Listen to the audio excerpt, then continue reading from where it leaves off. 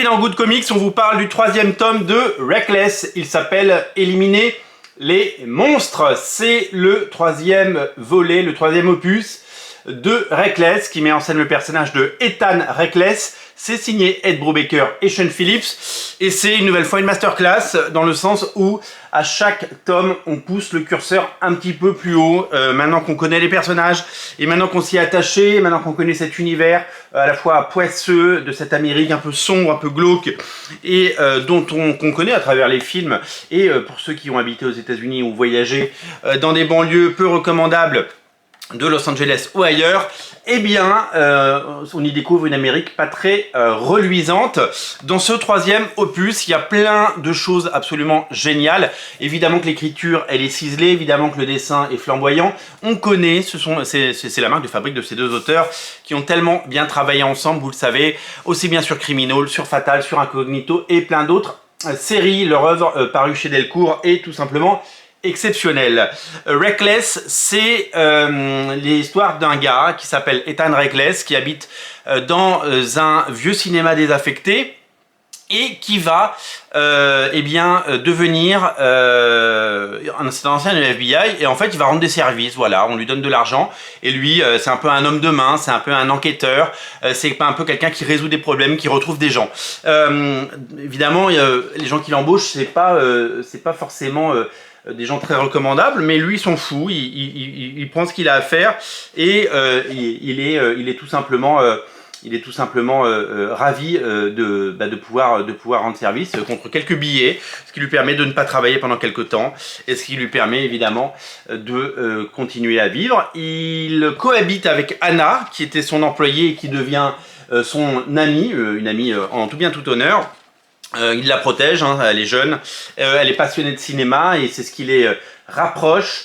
On découvrira un petit peu plus son histoire évidemment et ce personnage de Anna, qui était un peu secondaire dans le premier tome, eh bien, prend de plus en plus d'importance dans ce 3e et va devenir quelqu'un d'assez important. L'histoire débute où Reckless doit aller dans un quartier dans lequel il n'a pas trop l'habitude d'aller.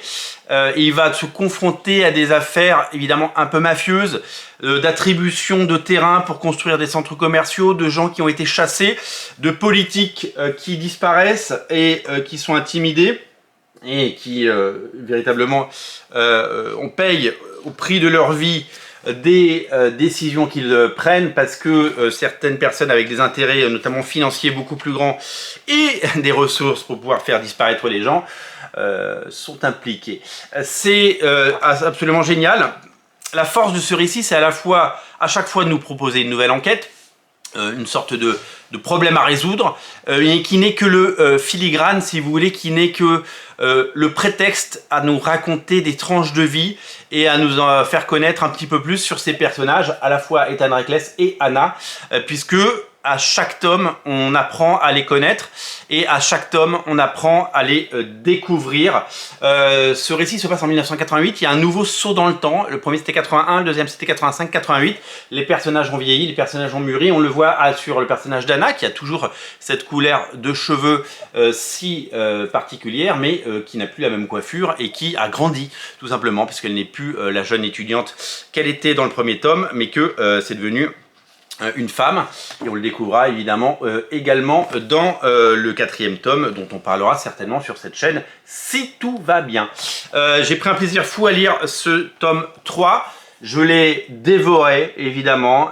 En fait, quand on se plonge dans Reckless, et en fait, on a la chance, si vous n'avez pas lu Reckless et que vous avez le malheur de croiser le chemin du premier tome, eh bien, vous allez d'abord prendre une claque, et puis vous allez vous dire j'ai de la chance parce qu'il me reste 3 à lire derrière, et que vous allez vous régaler parce que ça se lit tout seul. C'est ce qu'on appelle un page turner. C'est un bouquin, on a envie de savoir ce qui se passe. Voilà, c'est ça la force de Brubaker dans tout ce qu'il a fait. Tous ces bouquins, quand on les prend en main, on ne peut pas les lâcher.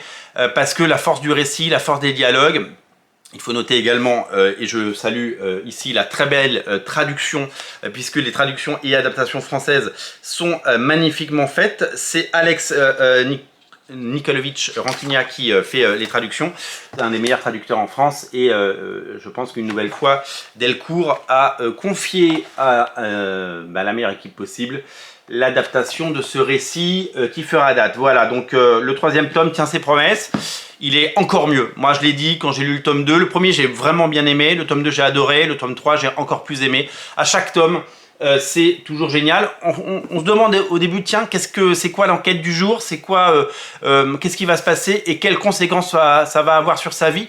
Mais finalement, c'est pas ça le plus important. L'important, c'est de voir évoluer ces personnages, de les voir interagir, les dialogues, les ambiances, le dessin incroyable de Sean Phillips et bien entendu, le mix de tout ça réuni dans un album absolument divin. Ça s'appelle Éliminer les monstres, c'est le 3e tome de Reckless et c'est un good comics et c'est à lire. Vraiment, si vous n'avez jamais lu Reckless, c'est peut-être le moment de vous y pencher parce que c'est véritablement incontournable. Je vous mets les liens des 4 tomes en descriptif de la vidéo. Salut! Ah, ça ne marche plus le bouton, il faut appuyer là. Salut!